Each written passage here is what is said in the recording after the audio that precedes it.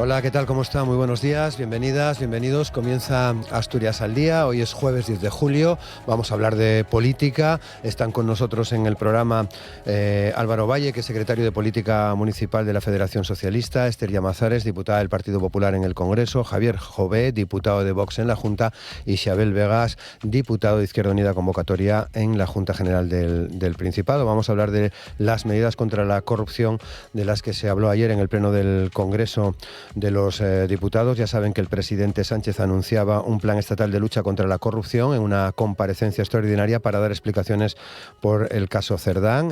Sánchez anunciaba un paquete de 15 medidas que se han acordado de manera conjunta con los grupos parlamentarios, con la OCDE, expertos de la sociedad civil y el Consejo de Europa.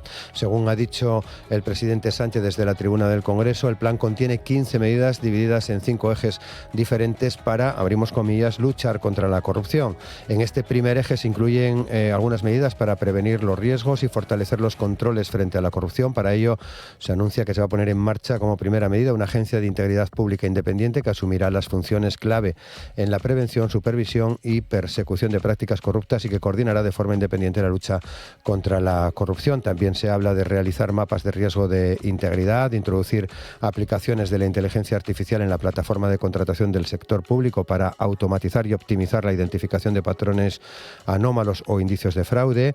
Se habla también de exigencias en los sistemas anticorrupción a las empresas que quieran contratar con las administraciones públicas. Otra de las medidas es una nueva ley de administración abierta que tendrá como objetivo reforzar la obligación de transparencia activa, además de establecer controles patrimoniales aleatorios. Hay otra medida que habla de reforzar los controles sobre los partidos políticos. Se obligará a las formaciones políticas y fundaciones con financiación pública superior a 50.000 euros a realizar auditorías externas e independientes y a profundizar en la transparencia de las donaciones. Hay otro eje que tiene que ver con la protección a quien denuncie la corrupción. Se habla también en un tercer eje de las medidas con el foco en las empresas corruptoras. Se pretende en este sentido reforzar la capacidad del Estado para investigar, juzgar y sancionar la corrupción, la recuperación de lo robado mediante la corrupción o generar una cultura de integridad. Son básicamente los ejes que se plantearon, de los que se habló ayer, como les digo, y como sin duda todos ustedes sabrán, en el Congreso de los Diputados. Así que hoy en Asturias al Día también pedimos valoraciones de estas medidas a nuestros invitados, a quienes saludamos ya en cuestión de segundos. Asturias al Día, con Roberto Pato. Y con Diego Fernández en la realización técnica, en el control de sonido, saludamos a Álvaro Valle. ¿Qué tal, Álvaro? ¿Cómo estás? Buenos días. Buenos días. Muchas gracias. Esther Llamazares, ¿qué tal, Esther? ¿Cómo estás? Hola, buenos días a todos. Muchas gracias también por compartir este espacio con nosotros. Javier Jové, ¿qué tal? Buenos días. Buenos días, un placer. Muchas gracias. Y Xabel Vegas, ¿qué tal, Xabel? ¿Cómo estás? Hola. Buenos días. Muchas gracias también por compartir hoy con nosotros este programa. Álvaro, os voy a pedir a todos una valoración inicial para luego ya abrir los micros y confrontar las ideas y argumentos que tenéis cada uno de vosotros. Pero una valoración inicial sobre estas medidas que se planteaban ayer en este pleno. Bueno, ayer era un día importante, ¿no?, para el gobierno del país, para el gobierno de la nación, para presentar, ¿no?, ese plan, esas medidas para generar la confianza que lógicamente parte de la sociedad seguramente había podido por lo menos poner en cuestión, ¿no?, ante los casos de corrupción que vimos o que estamos viviendo de Santos Cerdán, de Ábalos y de Coldo. Y yo creo que bueno, el resultado fue satisfactorio, ¿no? Vamos a decir moderadamente satisfactorio, porque es verdad que se presentó un plan que ahora va a haber que ejecutar. Y al final será satisfactorio si logramos reducir al máximo pues la corrupción, ¿no? Ese mal que afecta al país, que afectó a todos los gobiernos pues que hubo durante la democracia, ¿no?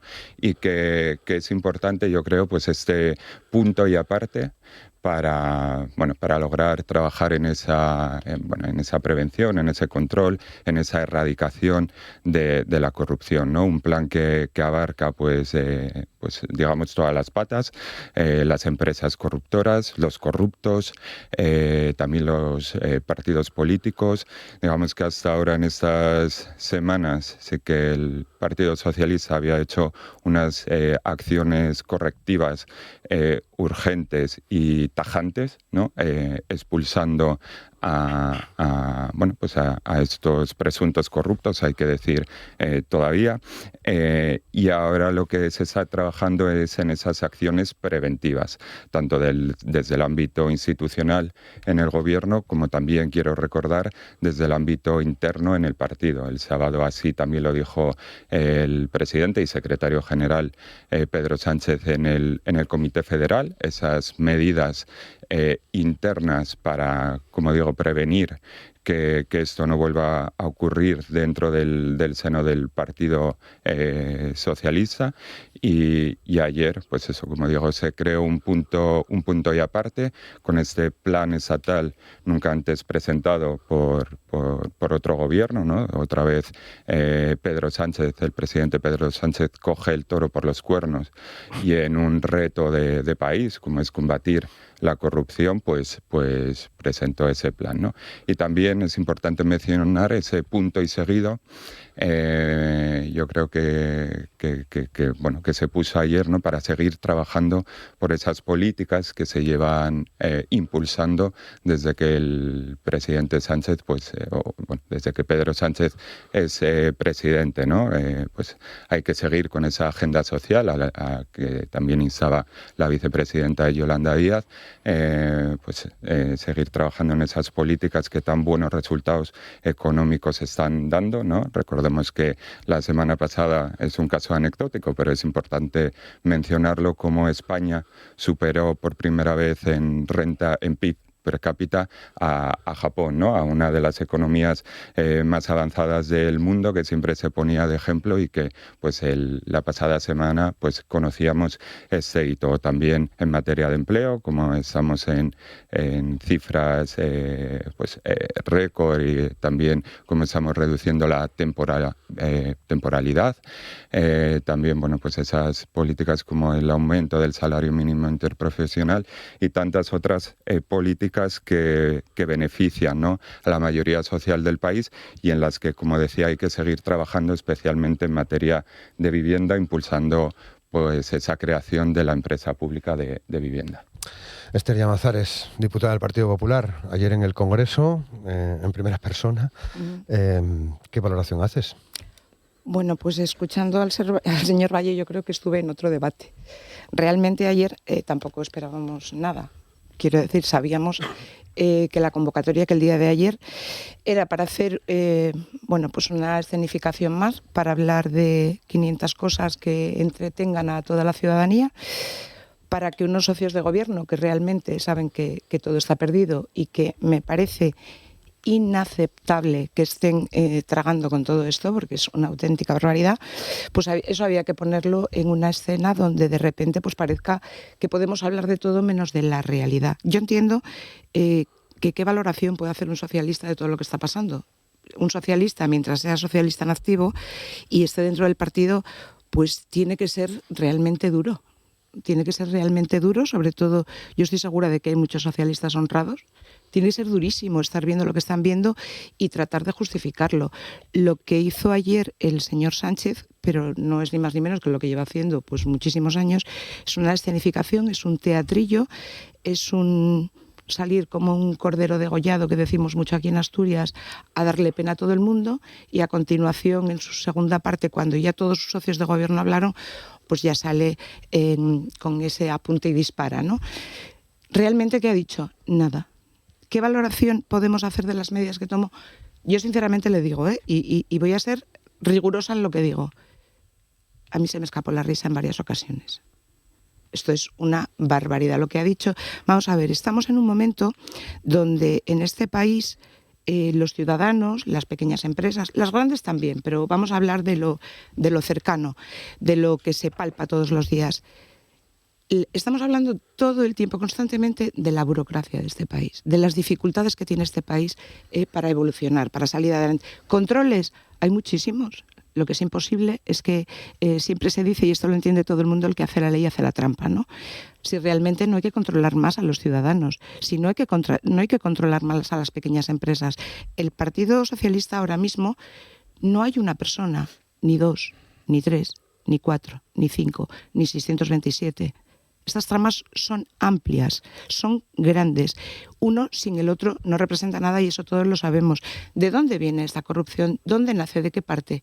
De la contratación del Estado, de la contratación que se hace en los ministerios y de esa contratación que está sujeta a la misma ley de contratación, que está sujeto a los pequeños ayuntamientos que están absolutamente colapsados, que están las administraciones locales, municipales, provinciales y autonómicas, pues resulta que hay muchos resquicios. Esa ley es impensable porque cualquier dirigente de cualquier pequeño municipio constantemente dice que es insufrible poder gobernar y poder llevar a cabo ejecución de proyectos, etcétera, etcétera, por el control. Ese control y ese seguimiento tan importante viene precisamente de la corrupción de años atrás y atrás. Seguimos creando agencias, seguimos colocando la contratación de la contratación. Al final esto lo que nos lleva es que al final vamos a tener que tener o un funcionario o un asesor de confianza para controlar a cada político, entendiendo que cada persona que le acompañe va a ser la persona más honrada y que va a hacer el mejor seguimiento. Si nos fijamos ahora mismo, yo ayer pensaba, todos en nuestro entorno tenemos esas personas que dicen, oye, que no se puede pagar nada con más de 1.000 euros en efectivo. Un ciudadano no puede ir a comprarse un colchón que le cueste 1.200 euros y pagarlo en efectivo. ¿Hasta dónde queremos llevar el control? Pero si el ciudadano, ese no es el que está corrompiendo todo el sistema, es que vamos a empezar por arriba. Aquí la cuestión empieza por arriba. Entonces, todo lo que se presentaba ayer es un brindis al sol. Oye, me hacía gracia ya lo de las encuestas y los mapas. La encuesta del señor Tezanos estará encantado, es una cosa del absurdo, de lo absurdo. La agencia, pues bueno, sí que será un planteamiento bueno, pero ¿cuántos órganos y organismos de control tenemos ahora mismo? Solo para seguimiento de los políticos, para el control de los políticos. No estamos hablando de la corrupción de empresas, que ahí sí que esa trama está prevista. Estamos hablando de mayor control en las empresas. ¿En qué empresas? ¿En las que ya no pueden acceder a la administración? Porque es imposible para ellas acceder a la administración con los requisitos y con los controles que hay. Hombre, pues yo creo que esto ya viene establecido, realmente es un lavado de cara, esto es decir, voy a ser muy, muy duro con la corrupción cuando la corrupción la está dirigiendo él. Es imposible, materialmente es imposible, todos lo sabemos, que uno puede perder control sobre una persona, claro que sí, sobre dos, sobre la ejecución de no sé qué proyecto, claro que sí, pero desde luego en un saco donde el 2, el 3, el hermano, la mujer, el marido, el hijo, el vecino, todo lo que te rodea, yo creo que eso ya es preocupante. Entonces, a mí me decían mucho de pequeña esto de cuidado con las compañías. Esto nos lo decían mucho en casa, ¿no? Y ese otro refrán que dice, dime con quién andas y te diré quién eres. Bueno, pues no vamos a buscar muchísimo más allá. Todos sabemos que no hay partido libre de tener una persona corrupta, de tener una mala persona, de tener una persona que utilice la prostitución, que yo luego, válgame Dios, vamos a entrar en este tema más tarde. Todos tenemos eso. Lo que no se puede es poner puertas al campo y realmente tratar de controlar, porque esto es tratar de controlar a los que están fuera. Nada se oyó del fiscal general del Estado, nada se oyó de las actuaciones internas. Realmente pues es otra cortina de humo y desde luego lo peor es que es un vacile literalmente y una tomadura de pelo a todos los españoles. Javier Jové.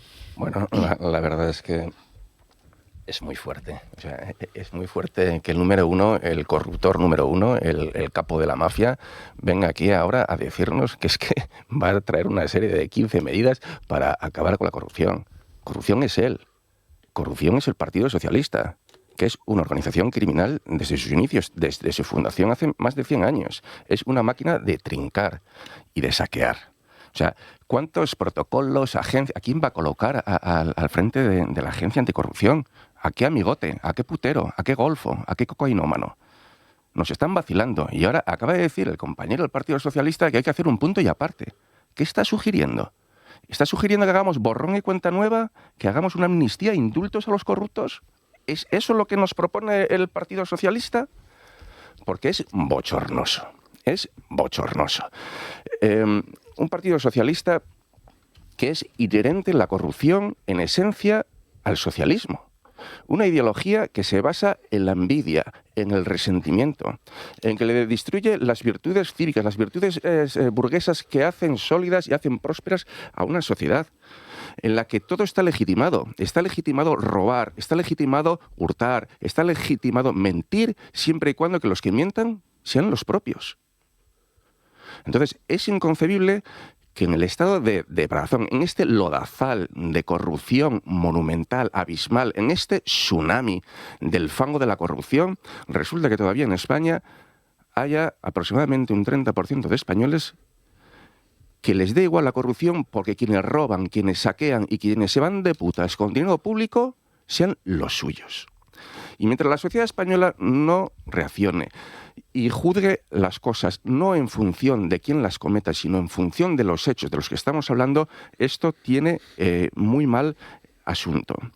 Y luego, lo de ayer fue bochornoso. O sea, lo de ayer, cuando salió el número 1 a hablar a la tribuna y de repente se pusieron en pie todos los diputados del Partido Socialista y se liaron a aplaudir a mansalva, de pie, una secuencia de aplausos interminable, a mí me recordó a la Unión Soviética de Stalin, me recordó a la Corea del Norte, en el que ninguno se atrevía a dejar de aplaudir por lo que le podía pasar. Y yo entiendo la reacción de los diputados de Corea del Norte y de la Unión Soviética de comportarse así, porque sabían que el que no aplaudía acababa en un campo de trabajos forzados, acababa en el Gulag o acababa fusilado con un tiro en la nuca. Pero yo entiendo que eso no sucede ahora. Entonces, ¿por qué los miembros, los diputados del Partido Socialista se comportan de esta manera? ¿Qué tienen que perder? ¿No tienen dónde caerse muertos? ¿No tienen dignidad? ¿Hasta dónde están dispuestos a arrastrarse en este servilismo infecto de aplaudir a un mafioso? Porque este señor no solo ha robado, sino que ha robado unas elecciones generales a través de la fontanera, a través de la manipulación del voto por correo. Y dirán, bueno, pero es que ha robado unas elecciones para que sigamos gobernando los sociatas. Pero es que también les ha robado a ellos las elecciones. Hemos de recordar que Pedro Sánchez robó las elecciones a la presidencia del Partido Socialista. Y aún así le aplauden a rabiar. Pero no solo eso, es que también manipuló y le robó las elecciones a Susana Díez en Andalucía, para la presidencia de la Federación Socialista Andaluza. Y aún así le aplauden a rabiar. ¿Hasta qué punto están dispuestos a arrastrarse? No hay 4 o 5 diputados del PSOE con un mínimo de dignidad, con un mínimo de decencia, que se planten y digan hasta aquí hemos llegado. Pues yo creo que eso es lo que los oyentes, los televidentes necesitan saber. No hay una sola persona, no hay un solo diputado decente en el Partido Socialista que esté dispuesto a acabar con todo esto, porque serán cómplices, porque no quepa la menor duda de que va a acabar cayendo.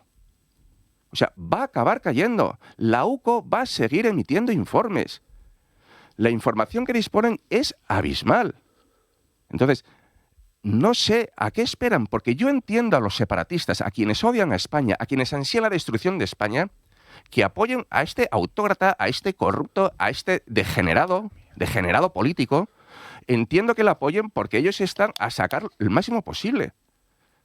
Pero ¿qué pasa con esos diputados socialistas? ¿Hasta dónde están dispuestos a arrastrarse? Y esa es la gran pregunta. Xabel Vegas.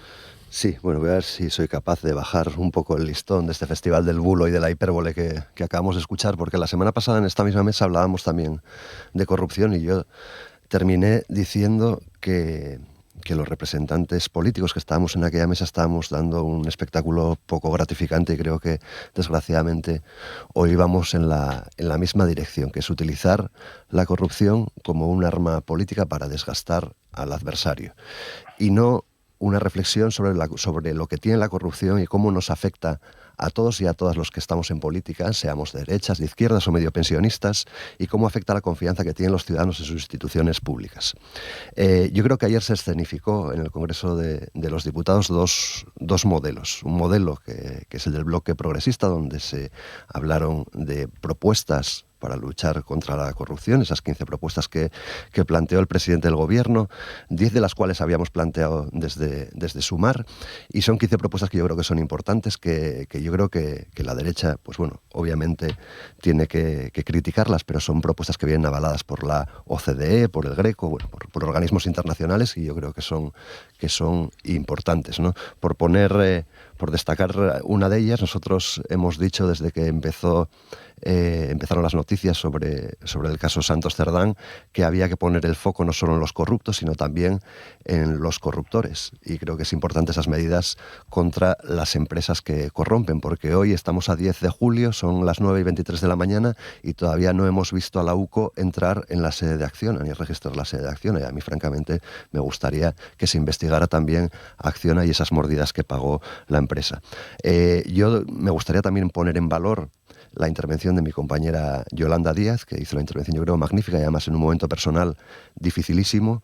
Que ni siquiera la bancada de la derecha supo respetar, con continuas interrupciones, con continuos insultos, incluso insultos cuando al final de su intervención dijo que tenía que ausentarse del Congreso de los Diputados para ir a enterrar a su padre, lo que yo creo que pone de relieve la talla humana de algunos diputados, ¿no? Yo creo que no se puede ser buen político si uno no es buena persona. En todo caso, nosotros ayer efectivamente quedamos satisfechos con lo que tiene que ver con las medidas de regeneración democrática y medidas anticorrupción, pero también le dijimos al presidente del Gobierno que eso no era suficiente, que gobernar no es resistir y que necesitamos que en lo que queda de legislatura apretemos el acelerador de la agenda social de este gobierno progresista, porque queremos demostrar que es importante que España siga siendo la excepción progresista de Europa, igual que Asturias tiene que seguir siendo la excepción progresista en España, y que las políticas que está haciendo este gobierno son políticas útiles para los ciudadanos, útiles para su bienestar, útiles para ensanchar derechos. Y entonces creemos que obviamente el Partido Socialista y el presidente del gobierno tiene que hacer un esfuerzo en ese sentido. Se lo vamos a reclamar durante lo que queda de legislatura, y obviamente estaremos muy atentos a que se cumplan esas 15 medidas que anunció ayer el presidente del Gobierno. Bien, bueno, pues ya sabéis cómo va el programa, ya están todos los micros abiertos, ya hay palabras pedidas. Quizás ahora las intervenciones las medimos un poco en el sentido para poder escucharlos a todos con profundidad, ¿no?, en los temas que vayan surgiendo. Javier, ¿has pedido la palabra? Sí. Se ha hablado aquí nuevamente de las medidas que nos presentaron ayer, que si están avaladas por la Unión Europea, por la OCDE. Vamos a ver, es que la Unión Europea todavía emitió un informe hace poco, antes de ayer, que hay un aumento significativo de la percepción de la corrupción en España durante el mandato de Pedro Sánchez. Es que no sé de qué estamos hablando. O sea, ¿queremos una medida contra la corrupción? Es muy fácil. Que vaya hoy mismo Pedro Sánchez a un juzgado de guardia y le entregue su móvil y su portátil. Que le entregue su móvil y su portátil. Y después que vaya Bono, que entregue su móvil en un juzgado de guardia y su portátil, para que explique de dónde viene su fortuna, para que explique cómo paga todos los pisos de lujos que tiene en Madrid y todas las mansiones que tiene en Marruecos. Entonces, ¿queremos acabar con la corrupción? Dad ejemplo. Que Yolanda Díaz también lleve su móvil y su portátil y lo ponga a su disposición de la Guardia Civil y diga: aquí tienen ustedes, háganme una auditoría, pongo a su disposición el móvil y miren lo que hay, que estoy limpia de polvo y paja. Esa es una verdadera medida contra la corrupción. Todos los diputados del Partido Socialista o los 350 diputados que hagan exactamente lo mismo. Y los presidentes autonómicos, que lo mismo le llevamos aquí alguna sorpresa con Barbón y Pardo de Vera, su amiguina, que ya están hablando de más de 200 millones de adjudicaciones irregulares de la amiga de Barbón.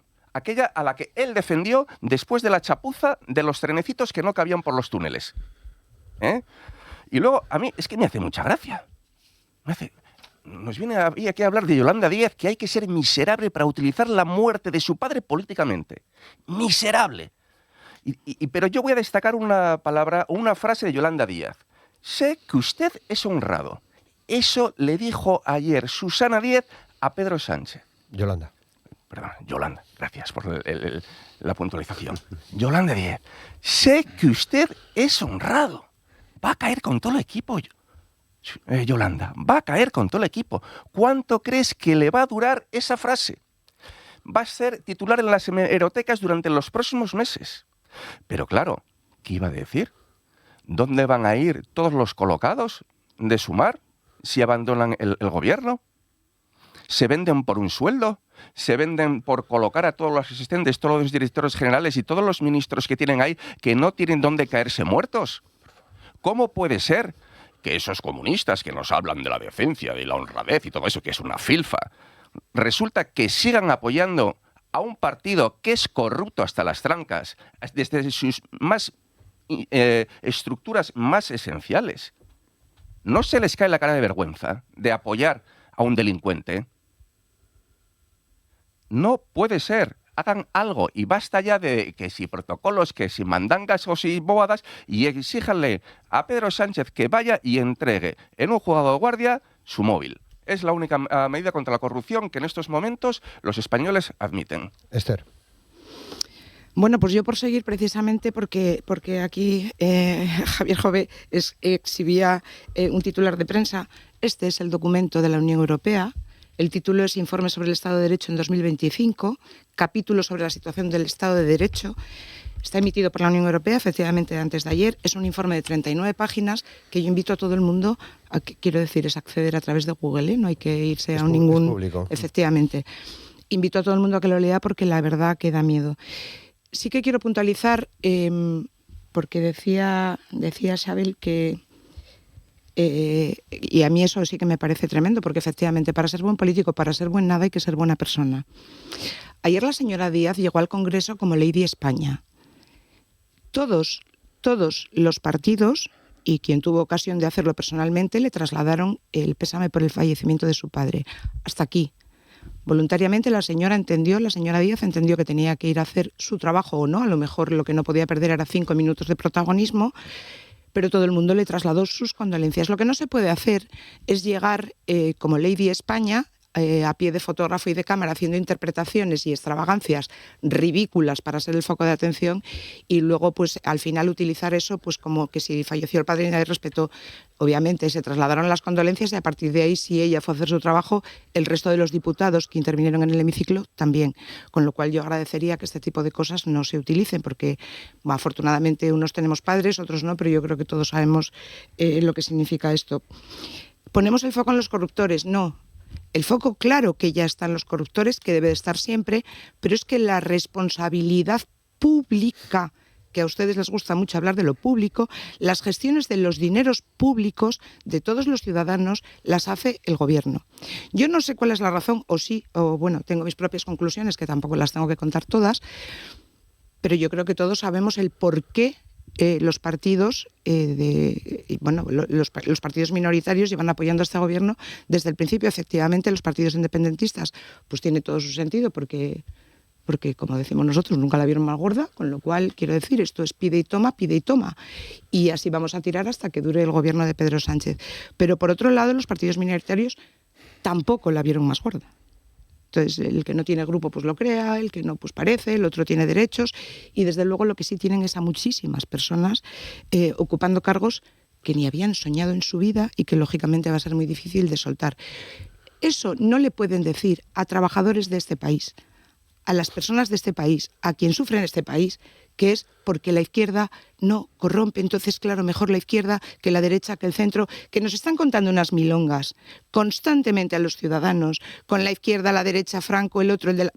Por favor, vamos a centrarnos en lo que hay. ¿Hay un gobierno corrupto? ¿Sí o no?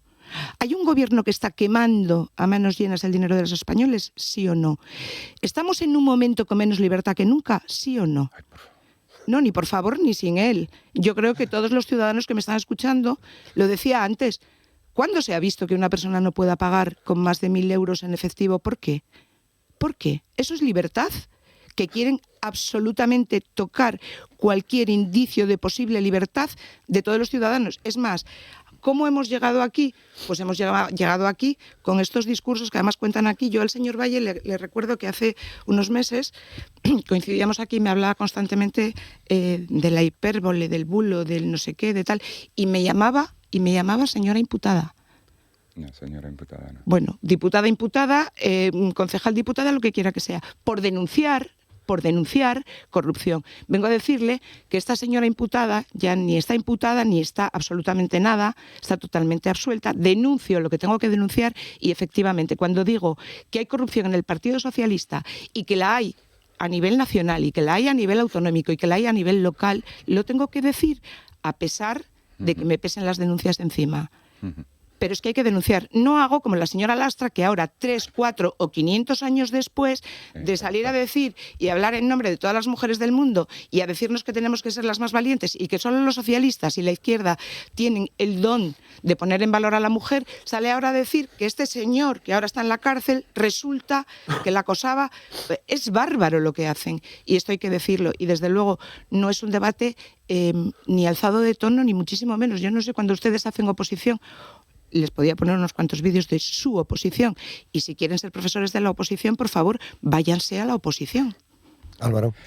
Vale, cuando hablaba de poner punto y aparte era precisamente a esto, ¿no? Yo creo que es importante, pues sí, voy a volver a decir lo de la hipérbole, ¿no? Dejar a un lado las hipérboles y esos bulos. Se acaba de decir también que algo tan grave como que se robaron unas elecciones, ¿no?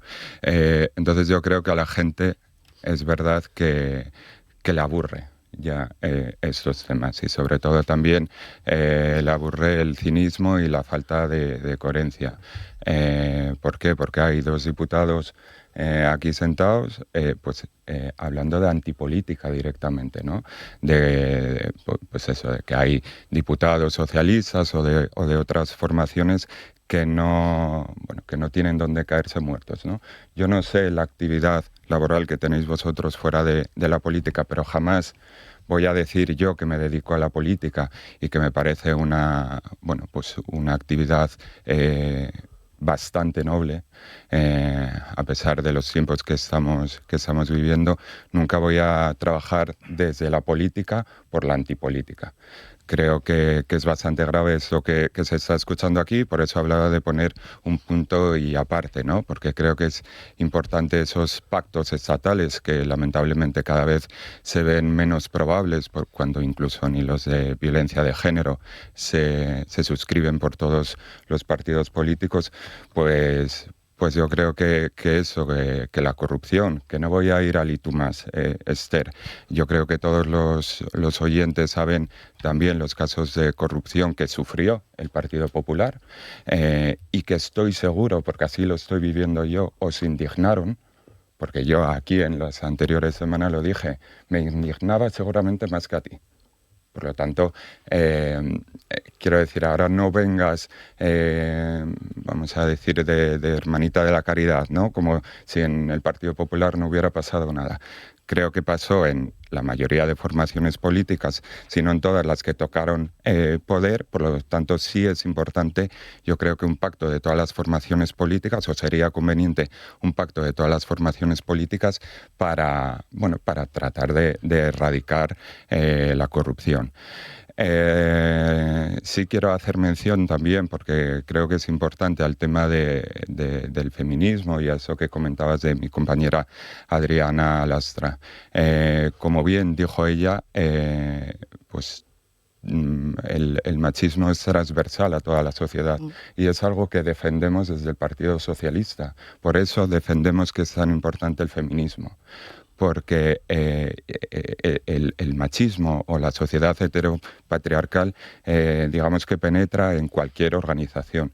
La diferencia es cómo tratamos de combatirlo, ¿no? O cómo tratamos de trabajar por esa igualdad, ¿no?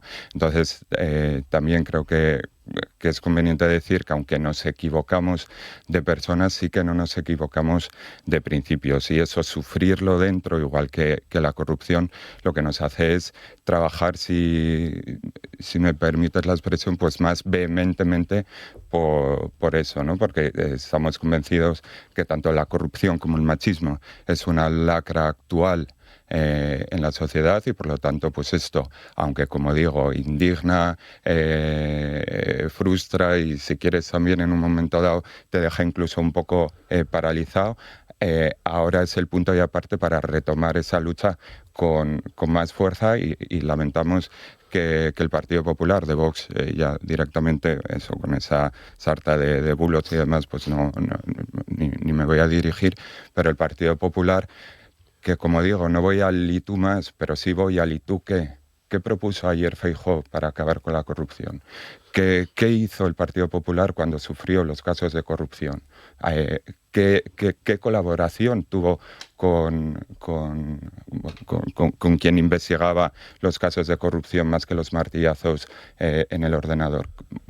Sin ir más lejos, ¿tú qué proyecto de país tienes, no? Porque ni siquiera, vamos a decirlo así, se atreve a hacer una moción de censura. Leíais antes titulares y yo ayer revisando. En diciembre del 2023, Feijóo, en una entrevista al Diario Vasco, dijo que en cuanto el gobierno se paralizara, que presentaría una moción de censura. Bueno, parece que cree que el gobierno no está paralizado, ¿no?, si no presenta esa moción de censura. Por lo tanto, yo, desde la tranquilidad, porque como decía Sabel, sí que la semana anterior fue un debate, vamos a decir, apasionado, sino vergonzoso, creo que es conveniente que hagamos ese punto y aparte, porque es el inicio de lograr ese punto y final de la corrupción. Sabel. Sí, yo creo que quienes nos dedicamos a la política desde posiciones pluralistas y democráticas en cualquier lado del espectro político, yo sigo pensando que debemos de analizar la corrupción en la medida en que nos afecta a todos y afecta a la confianza que tienen los ciudadanos en sus instituciones públicas y en la política en general, porque de esto los únicos que salen ganando son quienes manejan discursos antipolíticos. Y yo creo que eso es enormemente grave. Y creo que tenemos que evitar utilizar la corrupción como un arma contra el adversario. Y lo digo yo, que creo que soy el único en esta mesa que milita en la única formación política de esta mesa que no ha tenido ningún caso de corrupción hasta ahora. Pero eso no hace que yo no me sienta concernido por la corrupción, porque nos afecta igual que afecta a toda la clase política, y a los únicos que beneficia, como digo, son los que tienen un discurso antipolítico. Yo intentaría huir de las descalificaciones, esta cuestión de llamar a mi compañera Yolanda Díaz Lady España, que seguramente creen que es un tuit que se puede hacer muy viral, pero francamente da una imagen de quien se dedica a la política bastante terrible. Y esta cosa de decir que el resto de los diputados también van a trabajar. Yo desconocía que el trabajo de los diputados fuera interrumpir a quien se expresa en la tribuna, fuera insultar, fuera descalificar. Yo creo que ese no es el trabajo de los diputados, todo lo contrario. Creo que ayer, cuando mi compañera Yolanda Díaz intervino, se dio una imagen bastante lamentable, intentando impedir que se expresara. Yo entiendo que estéis hoy, pues bueno, que no tengáis el mejor día, porque ayer no salió bien el pleno. Lo cierto es que no salió bien el pleno, no salisteis bien del pleno. Creíais que os iba a salir mejor y no salisteis bien del pleno. Porque el bloque progresista habló de propuestas y vosotros no formulasteis ni una sola. Bueno, miento, formulasteis una. El señor Feijóo formuló una propuesta. Le dijo al presidente del gobierno que cambiara el Tribunal Constitucional. Que parece mentira que el señor Feijóo sea licenciado en Derecho, francamente. Porque alguien debería explicarle cómo se nombra el Tribunal Constitucional. Claro, otra cosa es que no te guste el Tribunal Constitucional cuando emite sentencias que efectivamente contradicen lo que tú llevas defendiendo desde hace 2 años. Yo creo que el gran problema del Partido Popular, y es un problema enorme, es que está absolutamente aislado. Está aislado.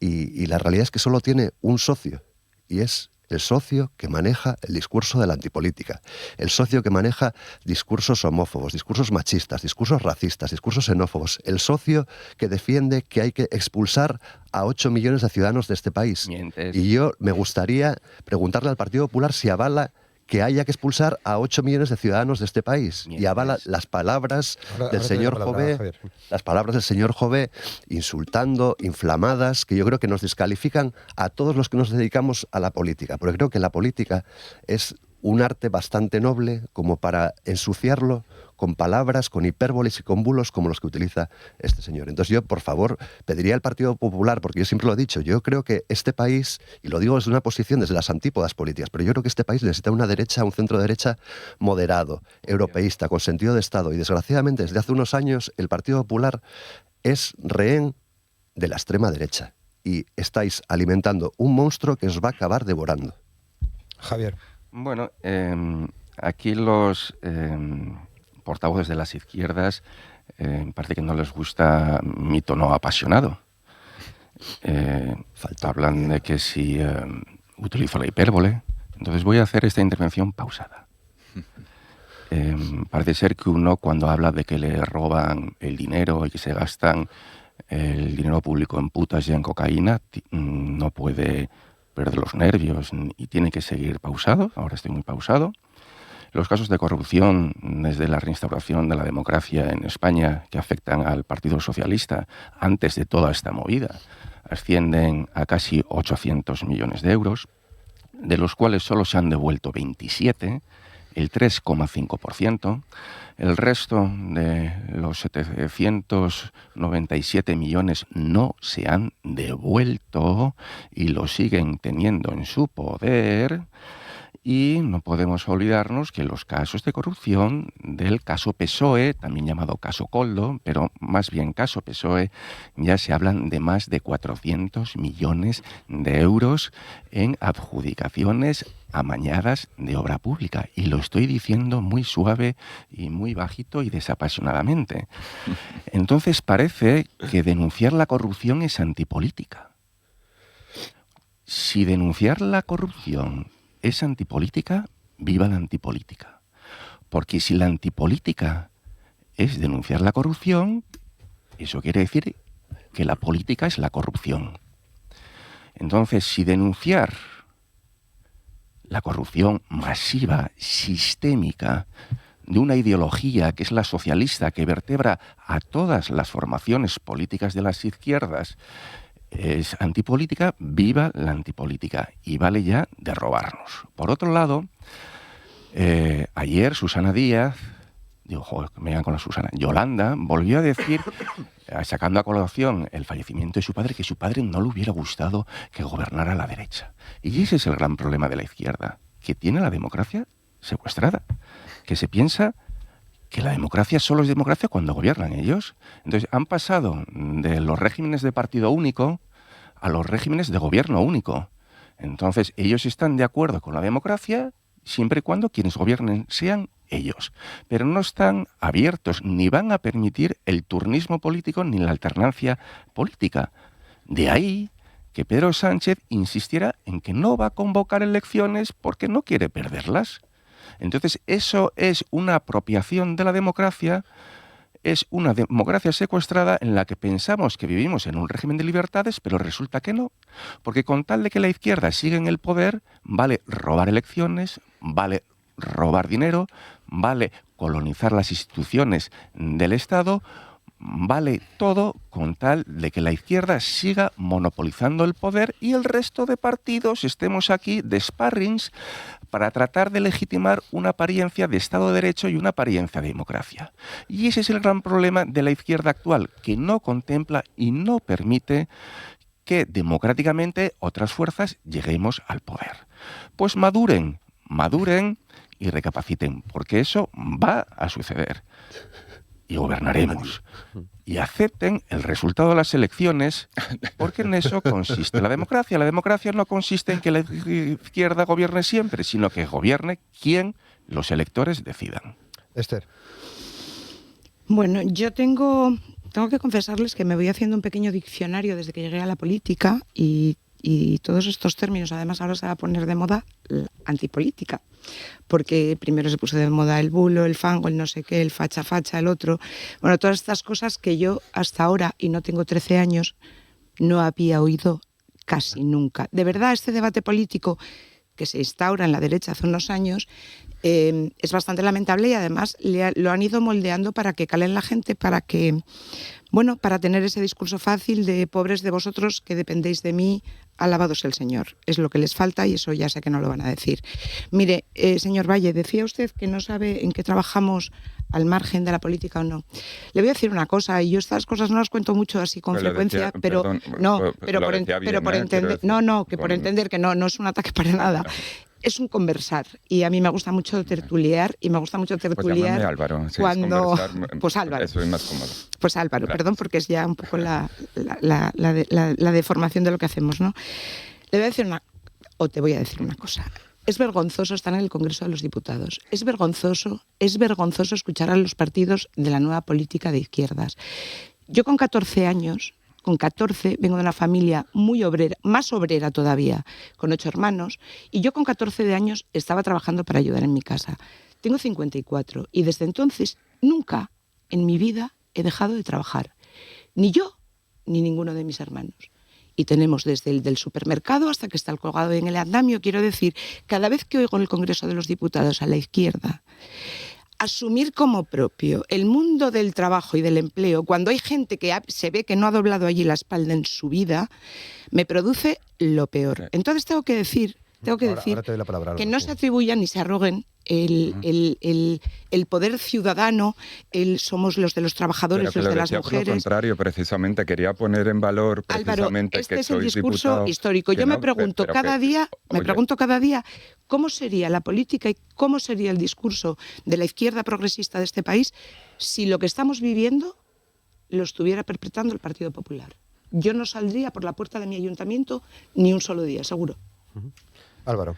Que por aclarar, Esther, que precisamente lo decía porque creo que es una labor muy importante la que se hace tanto en la Junta del Principado, que hay aquí 2 diputados, como en el Congreso, y me parecía que la intervención de Javier, pues desde mi punto de vista yo interpreté que no os dejaba en buen lugar. Por eso quería decir que la labor que hacéis en los parlamentos autonómicos y en el Congreso de los Diputados es muy noble, es muy necesaria, y me preocupa mucho estos discursos que se hacen en contra de todos los diputados y las diputadas. Por lo tanto, no te sientas atacada y me parece muy bien. Oye, ¿quién ha hecho un discurso genial en contra de todos los diputados? Por lo tanto, continúo. Hablabas de que no aceptamos las elecciones. Hombre, yo también ayer, repasando pues intervenciones, en ese caso de Feijóo, veía que en marzo del 23 pedía convocar elecciones. Se convocaron en julio del 23 y en noviembre del 23 ya estaba pidiendo otra vez convocar elecciones. Entonces parece que quien no acepta los resultados de las urnas es la derecha y la ultraderecha, que no paráis de pedir elecciones constantemente. ¿Vale? Eso respecto...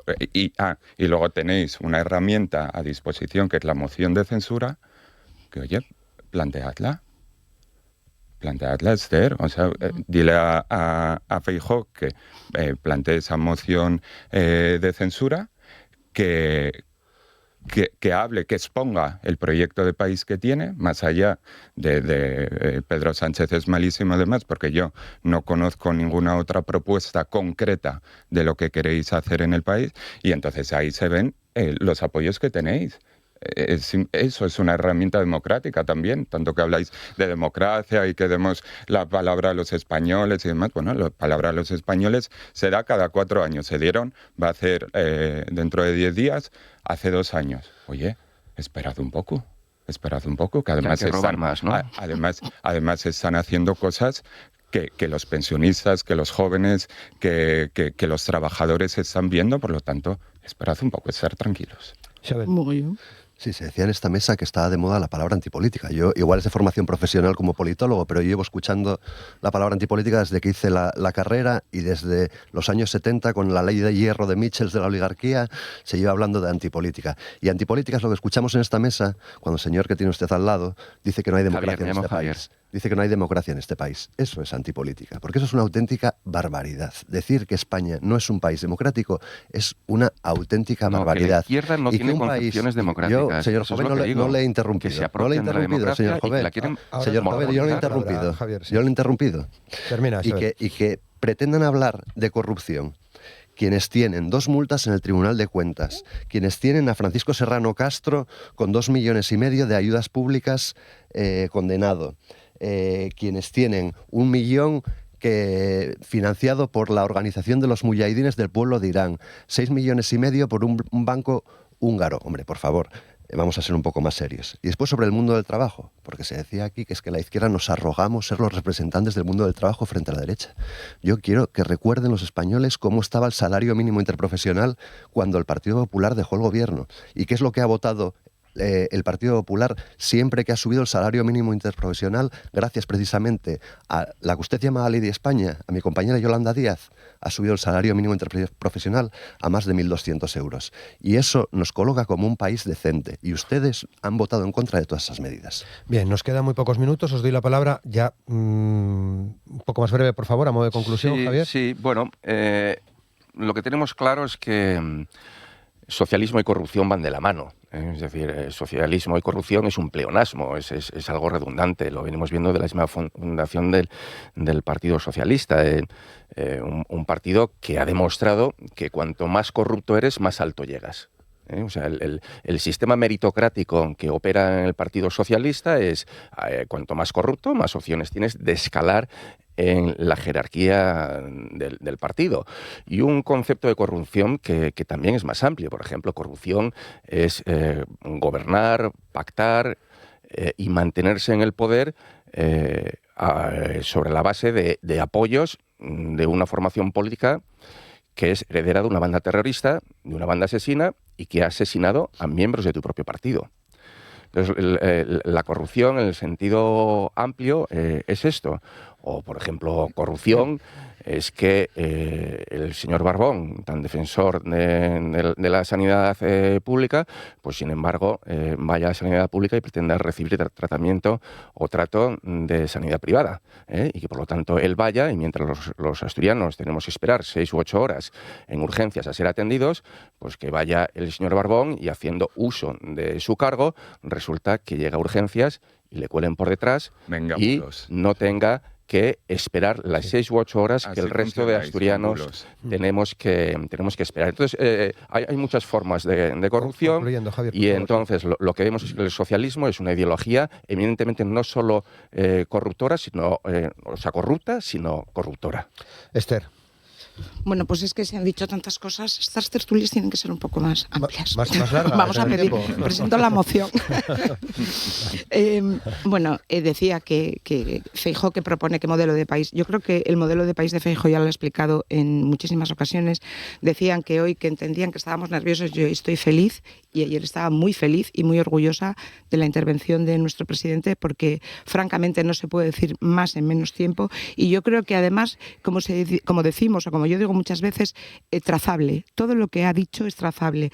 Dice que propuestas de Feijóo, ¿sabe cuántos dosieres tiene Pedro Sánchez en su cajón de propuestas hechas por el presidente Feijóo en grandes dosiers para tratar, para negociar, para pactar, para tirar por este país desde que está Sánchez en el gobierno en esta legislatura? Pues muchísimas, y no es porque no lo hayamos replicado. Todavía hace poco tiempo se han presentado 10 para el tema de los aranceles, para poder pactar, para hacer lo que tenemos que hacer en este país, y no hay respuestas nunca, no se dignan ni a contestar. Es decir, por ahí no podemos ir, porque lo que se intenta se puede demostrar. Y luego, por otro lado, en el grueso de todo este contexto, yo sí me gustaría que fuésemos muy serios con el tema de la corrupción, que yo no tengo ningún problema. Yo cuando llegué a la política, todo lo anterior que había sucedido con el Partido Popular, que lo oigo cada día, ya había pasado, yo llegué antes de ayer, pero sí que puedo decir, yo no tengo ningún problema en hablar de la corrupción que sea, pero dediquémoslo a eso. Hoy lo que nos ocupa es presente y futuro, y es la corrupción del Partido Socialista, y hay que frenarlo, y no sirve con una capa de maquillaje para realmente decir que no ha pasado nada. No son 3 personas, ya vamos por unas cuantas. Álvaro, un minuto. Vale, hoy era el día de hablar de cómo combatir la corrupción, porque el tema era las medidas que había presentado Pedro Sánchez en el Congreso ayer, y lo siento, pero poco hablamos de esas medidas, lamentablemente, porque, como vuelvo a repetir, creo que es un tema muy importante y que de verdad preocupa a la sociedad, y tenemos que estar a la altura. Simplemente decía Javier que en el PSOE cuanto más corrupto es, más se asciende. Al contrario, en el PSOE en cuanto se sabe que es corrupto, se van por la puerta. Eso mira a otros partidos del que sois muleta. Y también Esther decía que Feijóo ayer no pudo decir más en menos tiempo. Pues yo no le escuché ni una propuesta. Por lo tanto, a lo mejor es que esos 15 minutos o 10, no recuerdo cuántos son, no son suficientes, pero me hubiera gustado escucharle alguna propuesta. Simplemente para rematar, decir que este plan es, repito, es el punto y aparte, esperemos que sea el punto y aparte en ese tema que tan mal hace a la democracia, que es la corrupción. Isabel. Sí, bueno, yo creo que en esta mesa hoy hemos escuchado a uno de los contertulios soltar bulos, fake news, descalificaciones, insultos, y a mí sí que me gustaría pedirle al Partido Popular, y además con todo el respeto del mundo, porque yo sigo insistiendo que creo que es necesario un centro de derecha moderado en este país, pero me gustaría pedirle al Partido Popular en España que se pareciera más a la CDU y menos al Partido Republicano de Trump, más a la CDU y menos a Meloni, más a la CDU y menos a Le Pen, y que sean de verdad un partido responsable y que aíslen a quienes quieren ganar en río revuelto y quienes se dedican a destruir nuestra democracia y nuestro sistema pluralista con un mensaje cargado de mentiras, de bulos y de insultos. Llegamos al final. Isabel Vegas, muchas gracias. Gracias. Álvaro Valle, muchas gracias. Gracias. Javier Jove, muchas gracias. Un placer. Esther Llamazares, muchas gracias. Gracias, un placer.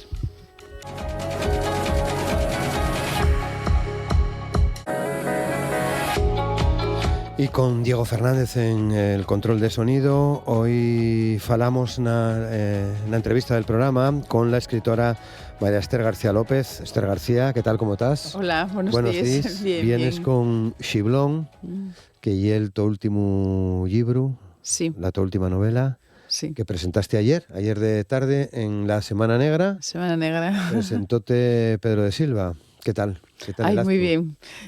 Hice una presentación, bueno, excelente. Agradezco muchísimo que fuera él quien me presentara y fue para mí un honor tenerlo a mi vera. Y además, yo creo que, bueno, pues una presentación muy acertada, sobre todo el contenido del libro y que bueno, que estoy muy agradecida, la verdad. Dixi el título, non dixi completo, e é Xiblón, menudo putiferio. Sí. Y un título muy llamativo, ¿eh? Llamativo, sí. Está claro. Bueno, Xiblón creo que é un pueblo. Sí, y un pueblo. Pero que non existe. Como dice Aurelio González en el prólogo del libro, bien a ser el Tocamelot o el Tomacondo. Sí, y algo así, ¿no? No existe, pero puede existir, porque puede ser cualquier aldea aislada entre montes de Asturias, pues ahí donde transcurre, sí. Bueno. No, mi ficticio, claro. Y una novela de humor. Hombre, tiene humor. Yo hubo momentos que me divertí hasta yo escribiendo, de verdad. Tiene mucho de...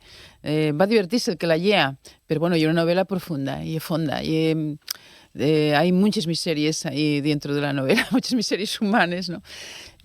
Xiblón y un lugar, bueno, pues aislado, donde la endogamia, reina la endogamia, los amaños matrimoniales, y bueno, pues eso da lugar después pues, a una serie de aventuras extraconyugales y de otras cosas, ¿no? Hay asesinatos, hay incesto, hay albuertos, que es tan antiguo como la vida misma, y bueno, hay muchas cosas que cuento ahí que, bueno, pues dan cuenta de lo que es el primitivismo de la aldea asturiana en cierto momento y ahora también. Digo, yo creo que todavía, güey, ese contexto donde se mezcla lo ficticio con lo real, donde la mitología, el realismo mágico, pues puede considerarse real porque en esos lugares faise real lo que no lo oía, no se distingue a veces lo que es real o fantástico, y una forma de alimentarse también, de alimentar lo que somos, ¿no?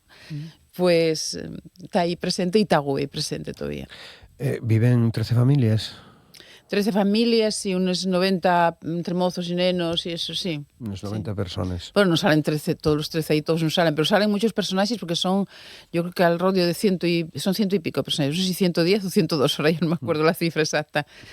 Vale. Lleva un apéndice ahí detrás con los personajes más o menos para identificarlos y para que la gente pueda, pues de vez en cuando, pues ir a ver quién es este, ¿no? Claro. Hombre, hay algunos que tienen mucho más peso, los protagonistas, que se van repitiendo a lo largo de la novela, pero... ¿Y qué te llevó, qué bullía en Esther García para entamar esta historia?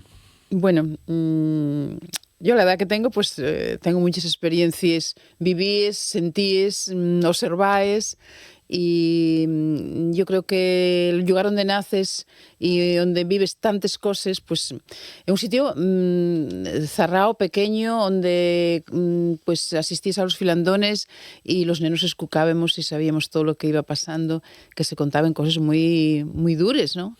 Y yo tenía en mente escribir esta novela va mucho tiempo, lo que pasa que, bueno, pues unas cosas y otras, y como a veces ya es más fácil escribir poesía o relato corto, que me gusta mucho, pues fui dejándola, el primer borrador ya 2020, pero sí que yo tenía ganas de dejar testimonio de todo esto que vamos a decir, puedo decir la idiosincrasia del pueblo asturiano, de los pueblos asturianos aislados, ¿no?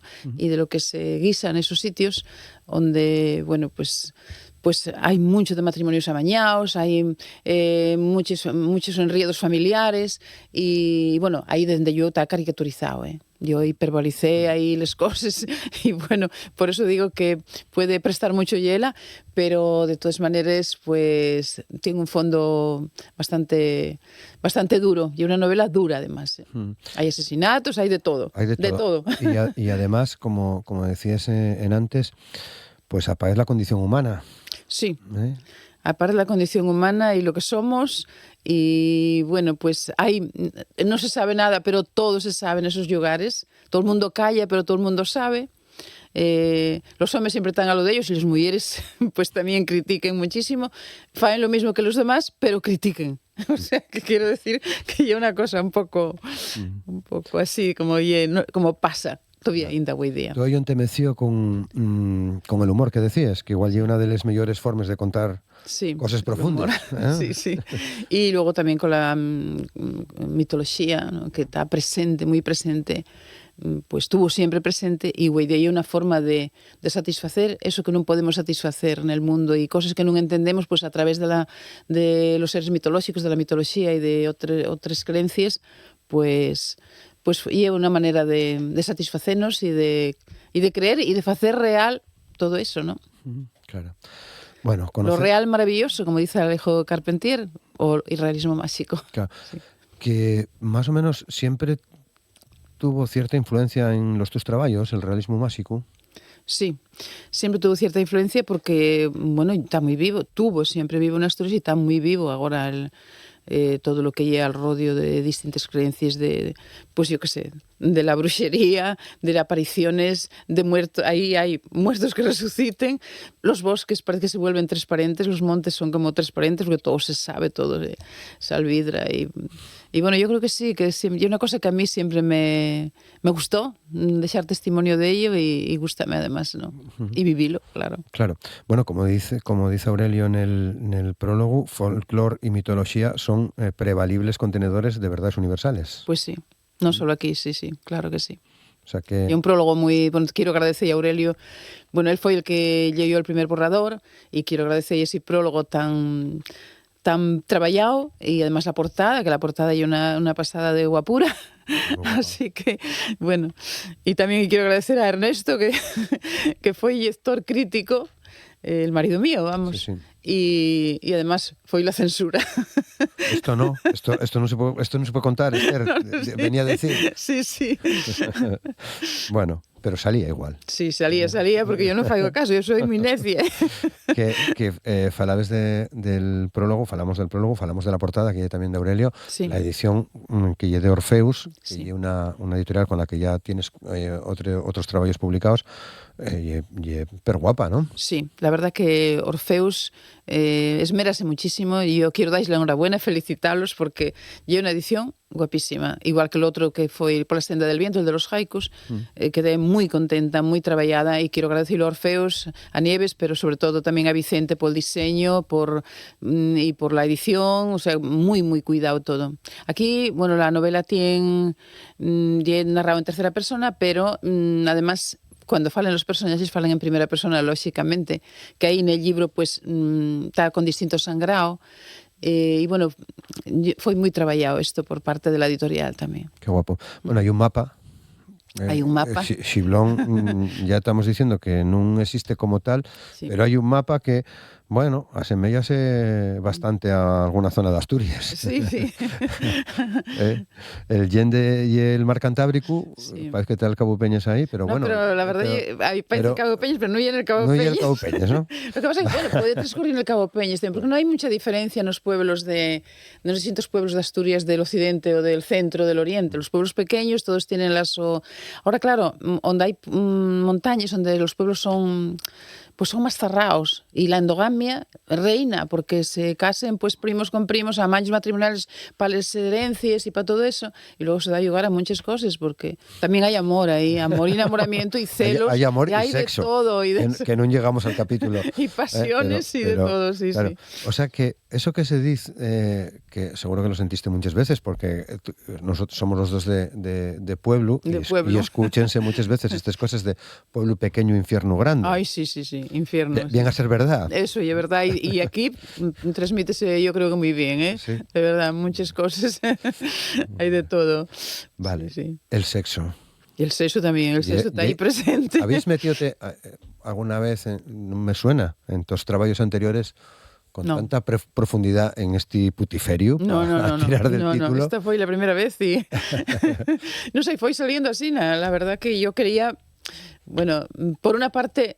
Ya te dije que estaba hiperbolizado, que estaba caricaturizado, pero yo quería ser fiel a lo que yo quería contar, ¿no? Y contélo. Así, ¿no? Como sal. Hay un payabrero también muy del pueblo, o sea, quiero decir, de tacos y de todo. No me privé de nada.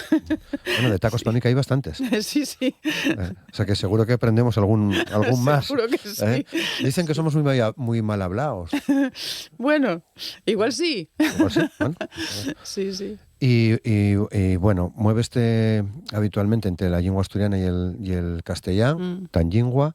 Sí. ¿Por qué no podía estar en castellano esta historia? La verdad, esto tenía que estar en lengua. Y tiene tan estándar, pero lo que tiene de rezares, de curaciones y todo eso, como ya eran de cosecha propia, esos de lengua mía materna, pues están en occidental. También por dar un toque ahí de nuestra chevaqueira y todo eso que tenemos, los rasgos que tenemos. Y además porque lo sabía yo así y quise ponerlo. Claro, porque decíesen antes que cuando los filandones y eres nena, escucabes. Escucabes y quedaba. Y eso queda para siempre. Quedaba todo ahí. Sí, echábamos de la cocina, pero siempre sabías lo que pasara no pueblo, lo que pasara en aquella familia, todo eso. Porque antes no había esas separaciones, pero había otras cosas que. Claro. Sí. Pues ahí sale el cura, sale la partera, sale de todo, vamos. Decías aquello de no fales de esto que hay ropa tendía. Eso oye, no fales de esto, pero a veces falaban, pensaban que no nos dábamos cuenta, pero si viven contar alguna cosa echábamos de la cocina, pero nosotros ahí además eran tabiques de madera y todo se escuchaba bien, no. Todo. O de cebato en muchos casos, ¿no? Sí. Bueno, curanderes y adivines, por ejemplo, y uno de los capítulos que me estabas contando antes que la estructura de novela, con un entamo y un final, pero pues abríla per cualquier capítulo y métete en él. Sí, puedes mirar, cada capítulo lleva un título y después incluso subtítulos para aclarar un poco para que pueda leerse mejor, y puedes leer cada capítulo por separado. Y no necesita, aunque los personajes van repitiéndose, pero puedes leer cada capítulo por separado. Los protagonistas. Vamos. Claro, eso llevóte un poco más de trabajo. Sí. Sí, procurar eso también te lleva más trabajo, porque, yo quise que fuera así, por muchas razones. Hay obras grandes que son así también, ¿no? Sí, claro. No quiero decir eso porque no me quiero comparar con esos, aunque ayer se dijeron, pero bueno. Pero de todas maneras, más que nada, porque también hoy día tiéndese mucho, ya sabes que tenemos prisa siempre, y tiéndese también la lectura, pues ayer cosas a salto de mata. Sí. Entonces, pues para poder no perder el filo y poder pues ir saltando, y si te engancha, volver, ¿no? Claro. Que yo creo que va a enganchar, ¿eh? Sí, bueno. Sí. A mí parece que sí, ¿no? Porque, claro, yo todavía no me metí en ella, pero sí con el prólogo y, claro, genera interés. Genera interés. Espero que sí, espero que... Yo creo que, bueno, pues es una novela que tiene vigencia para güey y puede tener vigencia, voy a decir para siempre, porque hay un retrato de lo que pues eso, el pueblo, los pueblos, miserias de los pueblos, todo lo que pasa. Hay muchísimo ahí de todo. Pero bueno, hay también cosas buenas, ¿no? Ay, sí, Hay hay cosas buenas. En los pueblos pasan muchas hay cosas bodes, buenas. hay de todo. Hay bodes, ¿no? Hay bodes tenaes. guapes. Lo del Estenaes es guapo. Sí, Hacía mucho que no escuchaba esa expresión. Muy ¿no? guapo. De ir para la Tená y no a calcar sí, hierba. También fueron a la Tenada, sí. Precisamente, ¿no? Y a las Cortes, y a las Fontes, y a todos yaos. A todos yaos, ¿no? Sí. ¿Y era la gente más liberal, entonces? ¿O qué? Yo creo que sí, que... Bueno, pero parecía que había pues muchas prohibiciones, pero no lo sabía. Luego a la hora de la verdad, claro, pues cada uno andaba a lo que andaba, ¿no? Porque somos humanos y siempre fue así, ¿no? Sí. Siempre fue así y sigue siendo. No sé si ya era en Don Ben donde lo decían, lo de la jodienda no tiene enmienda. Eso, y aquí también lo dice. Y aquí también lo dice, ¿no? O sea no, ahí al final del prólogo, no sé si ya pero creo que también lo dice, sí. Bueno, pues aquí igual. didlo... Ah, sí, el puterío, jodienda, sí. Sí. Que en realidad va a ser esto lo que mueve el mundo. Bueno, pues igual sí, porque a ver, ya sabes que la vida allí es curtia y bueno, pues hay que también dar un poco de gusto al cuerpo, ¿no? Claro. Digo yo. Sí. No hay otra. Así que yo creo que sí, que... A pesar de que después hay hipocresía y cosas que no salen a la luz, pero ya sí, nada. Claro, hay hipocresía, hay envidia. Hay envidias, aquí también, ¿eh? Ya. Los cuernos. Hay visionarios, hay de todo. Bueno, en fin. Y muchos cuernos, y bueno, celos y muchos enriedos, hay muchos enriedos aquí. Los personajes, hay una serie de personajes que, como decían antes también, hay una guía para... Sí, lleva un apéndice detrás. Un apéndice para no perderse, pero bueno, los principales, ¿cómo los hiciste? Bueno, pues imaginé, a ver, fui un poco desordenada a la hora de organizarlo, ¿no? Pero los personajes yo tenía los claros. Los personajes que iban de ser protagonistas, yo tenía los casi claros desde el entamo, ¿no? Lo que quería yo contar así fondamente. Y yo, claro, fueron saliéndome pues otras cosas, porque según vas escribiendo, pues van saliéndote otras escenas, otras, pues contáis, vivís, observáis, van saliéndote. Claro. Los personajes tenían los claros desde el entamo, la mayoría de ellos. ¿Llevabas tiempo dando vueltas entonces? Sí. Antes de que te ponete a escribir. Sí, llevaba mucho tiempo. Pues tengo que ponerme, pero no me ponía, porque claro, una novela llévate un tiempo. Y bueno, después di muchas vueltas también. Después de tener el primer borrador, di muchas vueltas. Bueno. Pero llevaba tiempo dando, que quería hacerla. Tenía muchas ganas de que saliera y estoy muy satisfecha de que saliera, de verdad. Claro. ¿Qué planes tienes con Xiblón, Menudo Putiferio? Bueno, pues ahora presentarla en diferentes sitios. Tengo que ir mirando porque acaba de salir, salió el día 3. Entonces presentarla para que pueda llegar al público, que pueda llegar a la gente y bueno, pues animar a que la lean. Asturiano, tan asturiano ya. Asturiano y universal. Y como la jodienda. Claro que sí, universal. Claro que sí.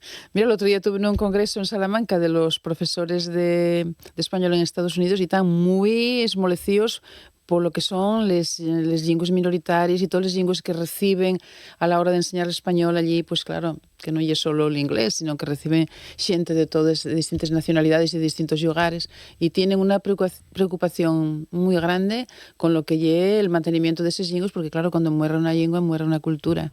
Y aquí hay mucho que para que no muera, pues se lo yo. Aquí parece que no nos queremos enterar de eso. Sí, eso no nos queremos enterar. Pero es verdad que hay un debate muy serio sobre las lenguas. Pues sí, yo creo que de algo nuestro, no nace una lengua en un lugar porque sí, nace en un contexto determinado y una forma no solo de expresarse y comunicarse, sino que tiene otras connotaciones afectivas y de todo tipo, que no es solo la comunicación, porque bueno, comunicar también nos comunicamos, yo no sé, pues en castellano o en lo que sea, pero esa lengua nuestra tiene algo más para nosotros y había que dignificarla y hacer todo lo posible para que no muriera, eso sí. Decías que fuiste a Salamanca, fuiste a recitar. Sí, fui a recitar. Y recité en asturiano, ¿eh? Bueno, no sé si una o dos en castellano, pero recité en asturiano. Y nunca cayó el mundo, ¿no? No. Bueno, además gusta, ¿eh? Gusta porque dicen que tiene mucha musicalidad. Recitóse allí también en inglés, recitóse en inglés, en catalán y en asturiano. Y no sé si en vasco, ahora no me acuerdo bien. Sí. El vasco es más difícil, el euskera... Sí, es más difícil porque, claro, no me la misma raíz, pero sí. Bueno, porque además de escribir y novela, poesía, y es la presidenta de la Asociación de Escritores Asturianos, sí. y de ahí se deriven también otros trabajos, ¿no? Sí, la verdad que sí.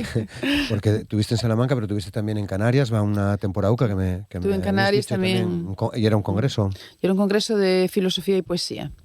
Y allí di una ponencia precisamente sobre mitología asturiana, que, bueno, cuando di varias cosas, pues dijeron, no, queremos sobre mitología. Y bueno, prestáis muchísimo todo eso, sí.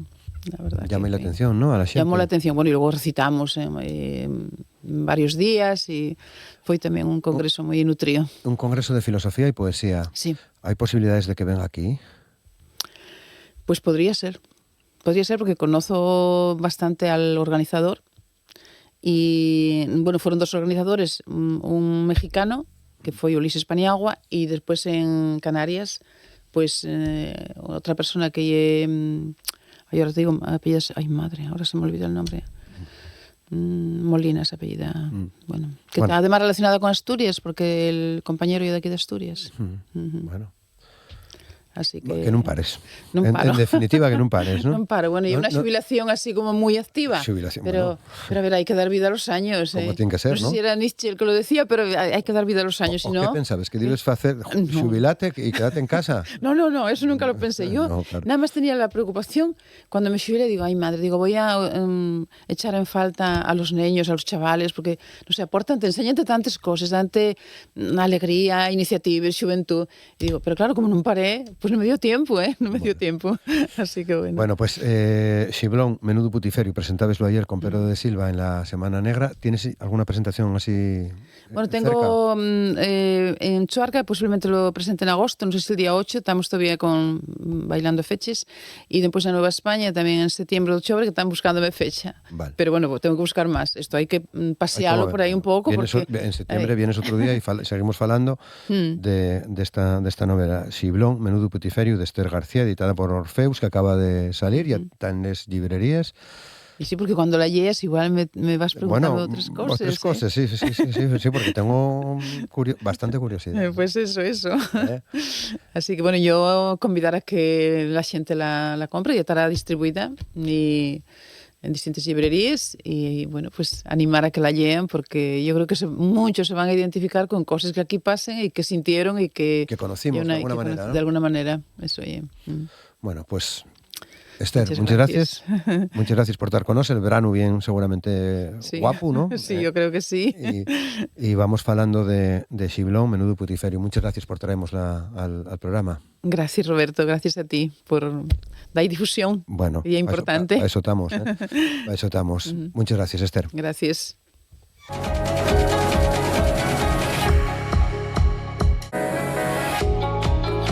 Y hoy vamos a cerrar el programa, vamos a cerrar el recorrido de Asturias al día, metiéndonos en un asunto que nos llamaba la atención últimamente con algunos datos. Hemos invitado a compartir con nosotros la conversación a José Luis Quirós, ya saben, es gestor cultural, es promotor musical, viene de manera más o menos habitual al programa. Con él hablamos de música y hablamos de otras cosas que rodean el mundo de la cultura, la influencia que además tiene la cultura en el desarrollo de las ciudades y demás.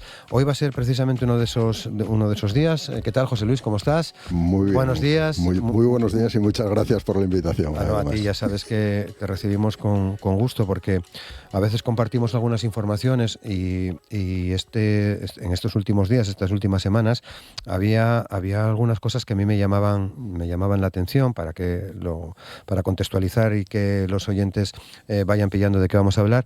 Me voy a referir a unos datos que son del año pasado, del año 2024, ¿no? En los que se habla de turismo musical, lo cual ya puede podemos hablar, ¿no? Si hay un turismo musical, ¿no?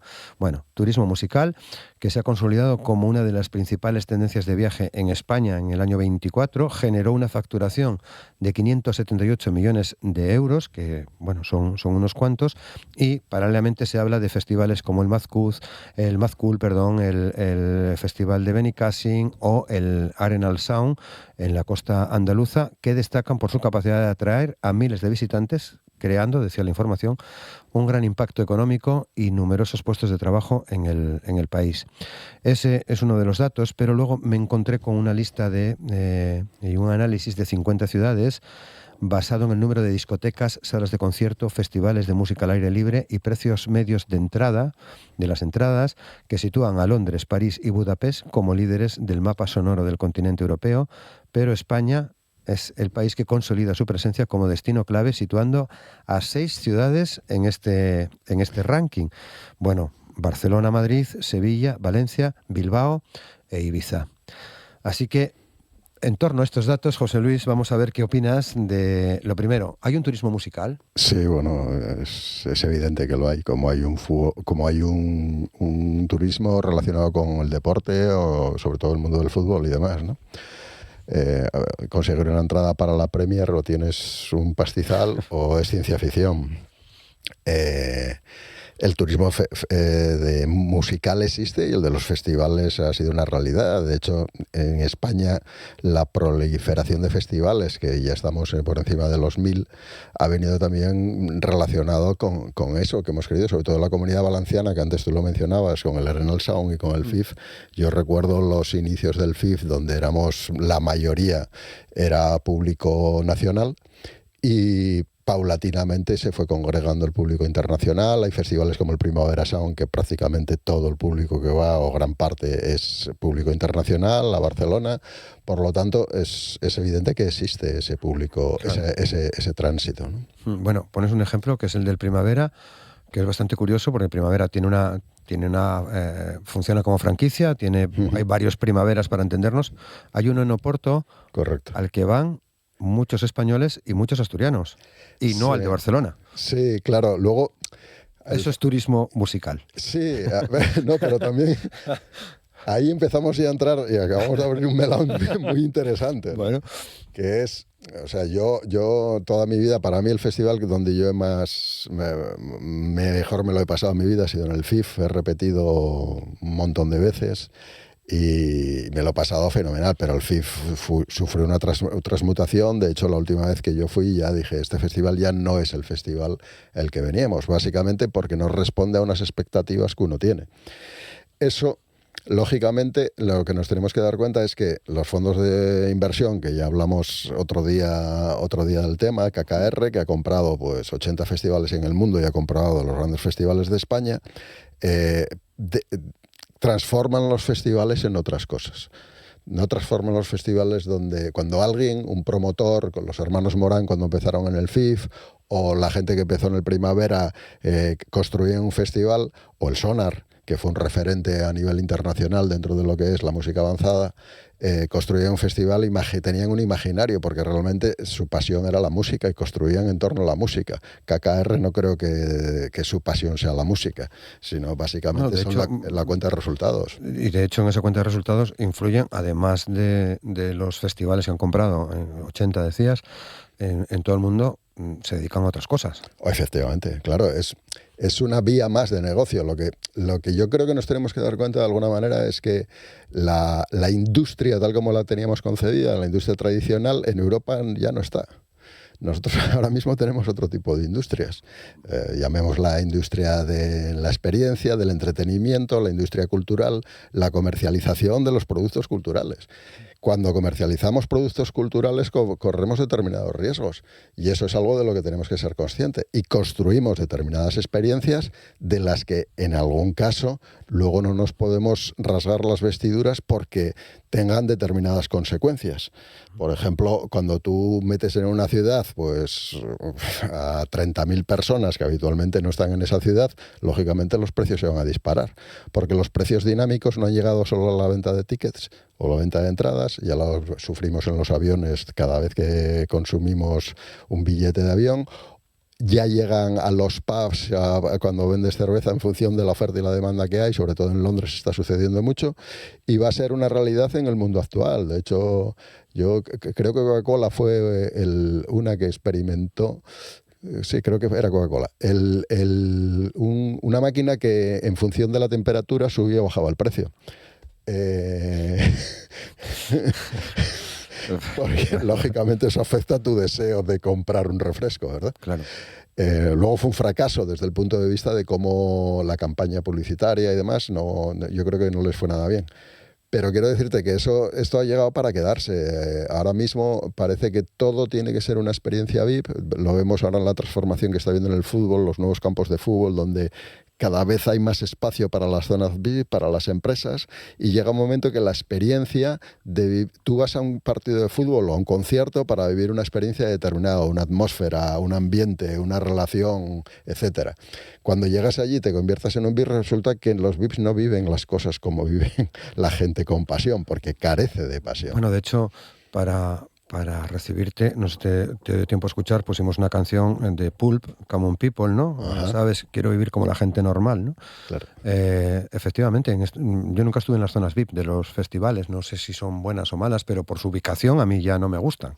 Sí, bueno, es una opinión muy personal sobre las cosas que veo.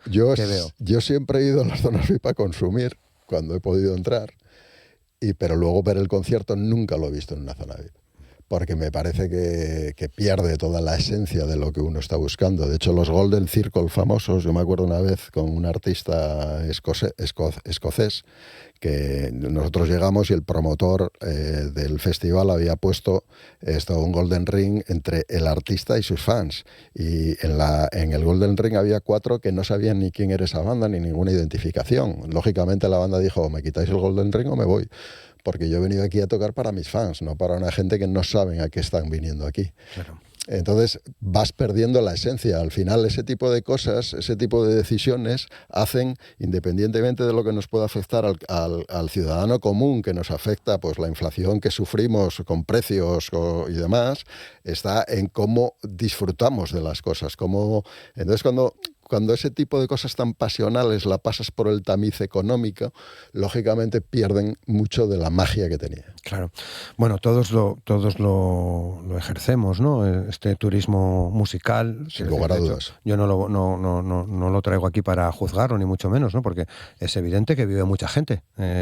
Absolutamente. Mucha gente de este negocio, ¿no? De esta industria, llamémoslo como queramos, ¿no? No solo los hoteles, no solo los promotores, los organizadores de conciertos, las salas, en fin.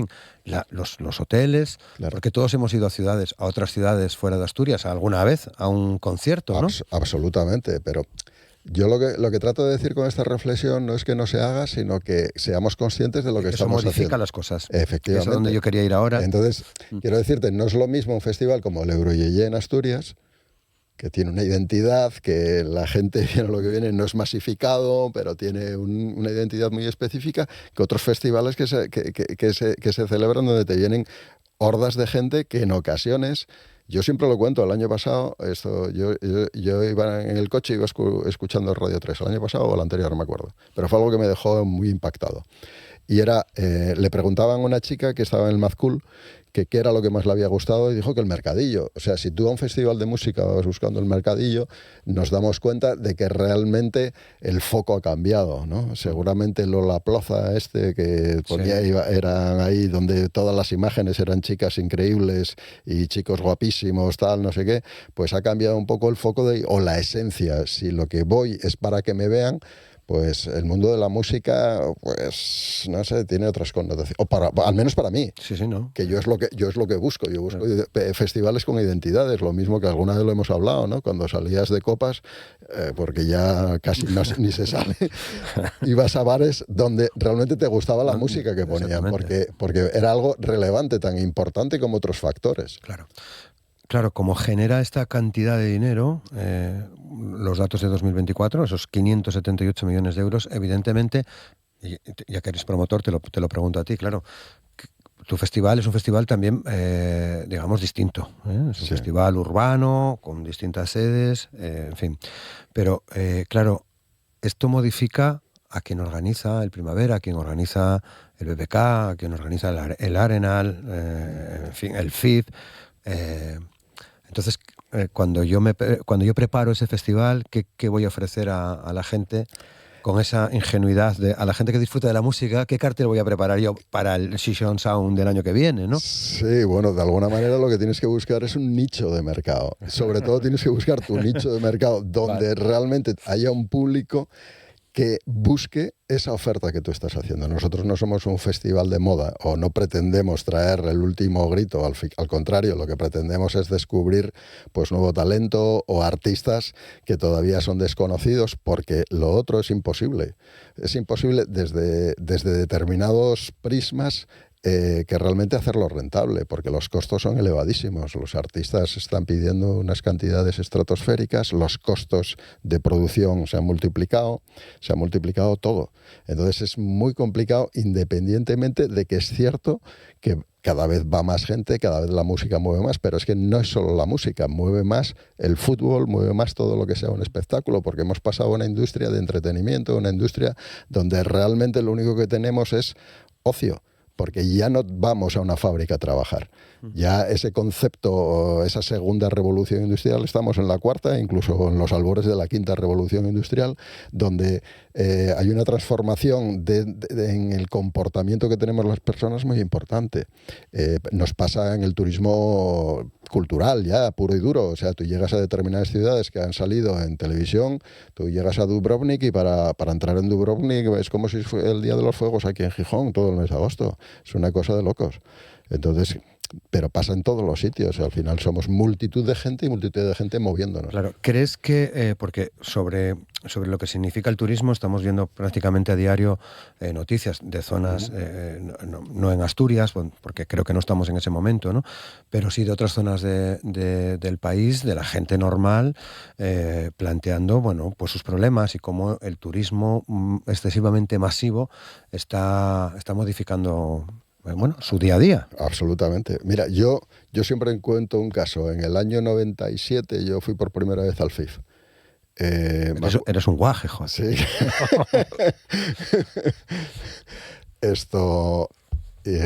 Llegamos y, bueno, lógicamente, Valencia, agosto, un calor infernal. Fuimos a pedir a un supermercado lo típico, agua, bueno, bebidas, patal, no sé qué. Al día siguiente era el doble el valor del precio.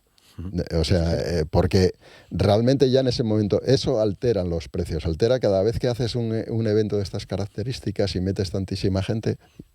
Yo no digo ni que es bueno ni que es malo, simplemente no, el estamos hecho hablando, es el hecho en sí, ¿no? Sí. Eso sucede. Es bueno seguramente para muchas cosas, claro. Y vamos, eso no se puede dudar. Pero tiene también otros efectos. Claro, expulsa a la gente. Es un problema que tiene muy difícil solución. Claro. Está pasando, bueno, lo hemos hablado más veces, con la gentrificación en Lisboa, en Barcelona, en Madrid, incluso aquí en Gijón y en Asturias está empezando a suceder, ¿no? Uh-huh. Antes lo comentábamos, las cuencas, yo creo que es una oportunidad brutal. Si conectásemos Asturias convenientemente a nivel de transporte, porque son zonas desalojadas de gente que se pueden volver otra vez a cobrar vida gracias a que muchísima gente no va a poder permitirse vivir en Oviedo o Gijón. Y ahí también hay una clara influencia de, abrimos comillas, la industria cultural. Totalmente, claro. Tiene una parte buenísima, si se sabe ver y aprovechar, ¿no? Claro, pero sobre todo yo diferenciaría de alguna manera, por hacer un símil futbolístico, la Liga de Fútbol Profesional con... vamos a aclarar algo antes. ¿Me pones mucho el ejemplo de fútbol? ¿Eres del Sporting o del Oviedo? No, soy más del Sporting que del Oviedo. Bueno, ahora entiendo entonces algunas cosas. Vale. Vale. Pero quiero decirte, por hacer un símil, ¿no? Que pues, igual bueno, el Oviedo va a estar en primera. Sí, hombre, es un claro ejemplo. Y yo me alegro de que esté en primera. Es un claro ejemplo de lo que entiendo de por dónde vas, ¿no? De qué va a pasar en la temporada futbolística este año. Sí. Por ejemplo, en Oviedo. Claro, no, y va a tener un poder de convocatoria importante respecto a lo que puede ser Gijón, pero también me refería al hecho de que a la hora de observar todo este tipo de movimientos es muy importante porque la relación no es la misma entre los nuevos creadores o entre la cantera, en el caso futbolístico o de cualquier otro deporte, baloncesto o lo que sea. El mundo del baloncesto está pasando también, que la NBA está llegando y está cogiendo todo el talento europeo y se lo está llevando porque paga más. Y llega un momento que dices tú, me tiene sentido el que yo haga un esfuerzo y haga una inversión para que luego sea otro el que realmente rentabilice esa inversión.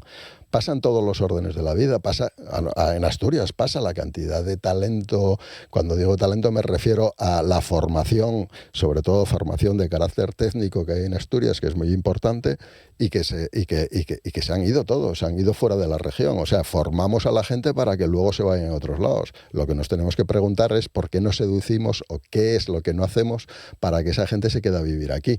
Y para mí, la vida cultural tiene un papel muy importante en esto que estamos comentando, porque uno va a vivir en una ciudad, lógicamente porque tiene una zona climática más o menos agradable, porque tiene una zona geográfica en la cual tal, pero sobre todo porque tiene una vida cultural que realmente te encuentras satisfecho, donde tienes música, donde tienes arte, donde tienes literatura, donde tienes teatro, donde hay expresiones artísticas, donde realmente la gente, que es donde yo entiendo que es en lo que goza el ser humano, donde realmente se siente satisfecho. Por lo tanto, la vida cultural para mí es muy importante.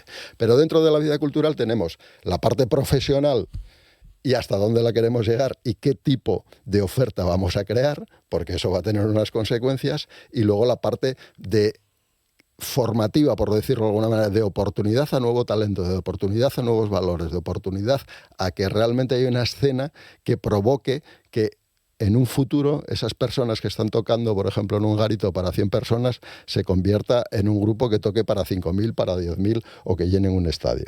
Y eso es lo que estamos perdiendo de alguna manera cuando estos fondos de inversión entran, que lo único que compran es producto muy caro, pero ya formado. No apuestan por un talento o un desarrollo de lo que es la escena cultural, que yo entiendo que es donde hay que poner, donde se puede poner foco también. Claro. Bueno, no di otro dato que me resultó también realmente llamativo, que es que 600.000 personas han comprado una entrada para uno de los 12 conciertos consecutivos que va a ofrecer Bad Bunny en Madrid. 12 noches, 12 tardes consecutivas, 600.000 personas. No vi el precio, pero también me llama la atención este tipo de cosas. Sí, yo creo Decía, incluso, leí unas declaraciones suyas que decían, no sé si me metería en un lío. Es una locura. De alguna manera, algo que había sucedido y que era un poco como la segmentación del mercado, en el sentido de que cuando aparecieron las plataformas y sobre todo la industria de la música desaparece porque ya no canaliza a través del mainstream o bueno, de los medios masivos una oferta concreta. Con la aparición de Spotify o bueno, de todas las plataformas de streaming y demás, hace que muchísima gente pudiésemos descubrir grupos de uno a uno, porque calidad hay a raudales por todo el mundo. ¿Qué pasa? Que ahora mismo en esta tiranía en las que estamos metidos de las redes sociales, donde canalizan y determinados algoritmos canalizan qué te presentan y a quién se lo presentan, pues vuelven otra vez como a focalizar qué es lo que te voy a vender y qué es lo que tú esto vas a ir a ver, ¿no? Y tengo la sensación que es un movimiento que ha pasado, sobre todo los Yankees, que esto lo manejan muy bien, sus plataformas son de ellos, por lo tanto saben perfectamente cómo funcionan, presentan una oferta que llega y sucede este tipo de cosas, ¿no? Que de repente para ser guay o para molar pues tienes que salir o tener un baile popular en una plataforma específica, ¿no? Bueno, llegamos al final. Seguimos en contacto. Vuelves otro día, José Luis, sí, ¿vale? Cuando queráis. Gracias. Muchísimas gracias. Nos vamos, despedimos Asturias al Día hoy. Os deseamos un feliz día, os esperamos mañana. Muchas gracias.